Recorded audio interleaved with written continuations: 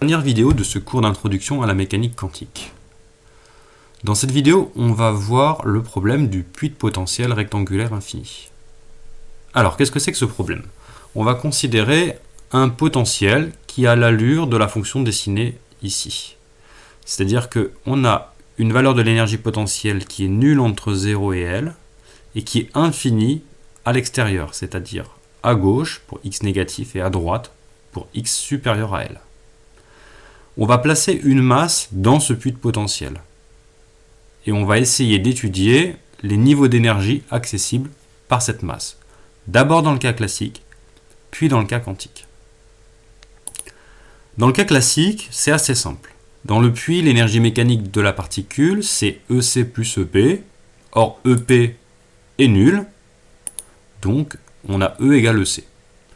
Comme l'énergie cinétique dépend des conditions initiales et dépend de la vitesse avec laquelle on a jeté la particule au départ, a priori, E peut prendre toutes les valeurs disponibles de 0 à plus l'infini. C'est ce qu'on va représenter schématiquement sur un graphique comme celui-là. Les zones en rouge correspondent aux valeurs des énergies qui sont accessibles pour notre particule. Donc ici, elles sont toutes possibles. Dans le cas quantique, c'est un peu plus compliqué. Alors on va faire quelques hypothèses. Déjà, on va traiter le cas d'un problème stationnaire, c'est-à-dire indépendant du temps. Deuxièmement, on a vu qu'on pouvait décrire une particule quantique à l'aide d'une représentation corpusculaire ou d'une description ondulatoire. Ici, on va choisir d'utiliser une description ondulatoire. On va donc représenter le quanton qui se déplace dans le puits de potentiel comme une onde, on va dire une onde de matière. Et cette onde de matière, comme elle est confinée, on va chercher sa fonction d'onde sous la forme d'une onde stationnaire.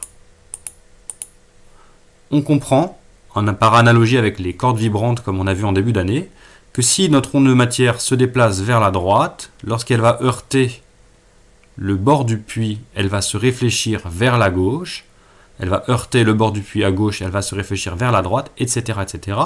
Et donc on va avoir superposition d'ondes qui se propagent vers la droite et vers la gauche, ce qui va donner naissance à une onde stationnaire. À l'extérieur du puits, comme le potentiel est infini, la probabilité de présence de la particule est nulle. Et donc sur les bords du puits, par continuité, on va avoir deux nœuds de vibration. Donc on va chercher une onde stationnaire qui est telle qu'on a deux nœuds de vibration sur les extrémités gauche et droite, en x égale 0 et en x égale L. Toujours par analogie avec les cordes vibrantes, on a vu que les modes propres qui pouvaient exister dans une telle situation, avec deux nœuds aux deux extrémités, vérifient la relation L, qui est la longueur de la corde, donc ici nous est la largeur du puits, égale n lambda sur 2, avec n un entier. Pour n égale 1, on a le mode fondamental, deux nœuds et un ventre au centre. Pour n égale 2, on va avoir le premier harmonique avec 3 nœuds et 2 ventres, etc., etc. Si on réécrit cette relation, on trouve une longueur d'onde lambda qui s'écrira 2L sur n.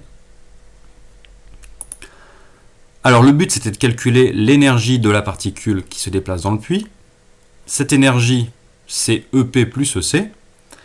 Ici, comme l'énergie potentielle est nulle, l'énergie mécanique, c'est uniquement l'énergie cinétique, donc P carré sur 2M. Et en remplaçant P avec la relation de De Broglie, on a P égale H sur lambda, donc cette relation. On a montré dans le transparent précédent qu'on avait une onde stationnaire et que les longueurs d'onde qu'on pouvait trouver dans cette cavité vérifiaient la relation lambda égale 2L sur n. Et donc en remplaçant dans l'expression qui est ici, on trouve les niveaux d'énergie qui sont accessibles à la particule quantique. Alors on voit que ces niveaux d'énergie, ils prennent des valeurs bien particulières qui vont être indicées par l'entier n qui est ici.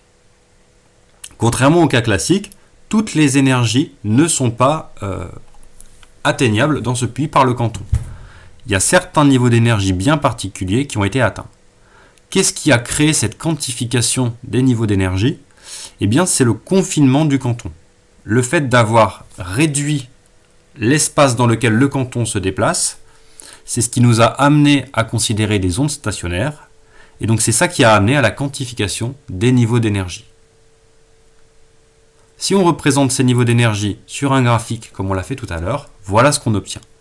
Contrairement au cas classique où on avait un continuum d'états d'énergie, ici on a certains niveaux qui sont bien déterminés. Notez une chose également, dans le cas classique, on pouvait avoir un niveau de plus basse énergie qui était égal à 0. Dans le cas quantique, le niveau fondamental E1 n'est pas nul. C'est exactement comme dans l'exemple de l'oscillateur harmonique précédent, on ne peut pas se trouver à l'état fondamental avec une énergie nulle à cause du confinement. Quelques applications de ce puits de potentiel rectangulaire infini. Alors, par exemple, on peut utiliser ce modèle pour modéliser des molécules de manière très basique. Donc, sur l'exemple que vous avez sous les yeux, on va essayer de modéliser ce qui se passe dans des molécules de cyanine. Alors, on fera ça en exercice. Dans ces molécules, qu'est-ce qu'on a? On a une chaîne carbonée entre deux atomes d'azote qui sont là et là. Et on va avoir plus ou moins d'atomes de carbone. Donc, dans la première, ici, on en a 5, puis on en a ici 7, etc., etc. Dans cette chaîne carbonée, vous voyez qu'il y a des doublés ici qui vont être délocalisés. Il y a une forme mésomère à cette molécule. Et donc, on peut considérer que les électrons des doublets délocalisés se déplacent dans un puits de potentiel qui aurait comme largeur la distance entre les deux atomes d'azote ici. Alors, on traitera cet exemple en TD et on montrera que les niveaux d'énergie permettent d'expliquer les couleurs de ces molécules. Un deuxième exemple, on sait réaliser des puits quantiques rectangulaires. Alors, ils ne sont pas infinis, mais ils y ressemblent quand même beaucoup.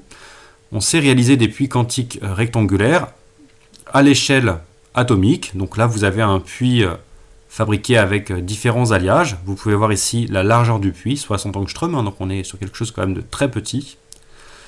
Et ces puits quantiques vont avoir diverses applications, comme les lasers à cascade quantique, des photodétecteurs infrarouges, des QD LED qu'on voit apparaître sur quelques téléviseurs récents.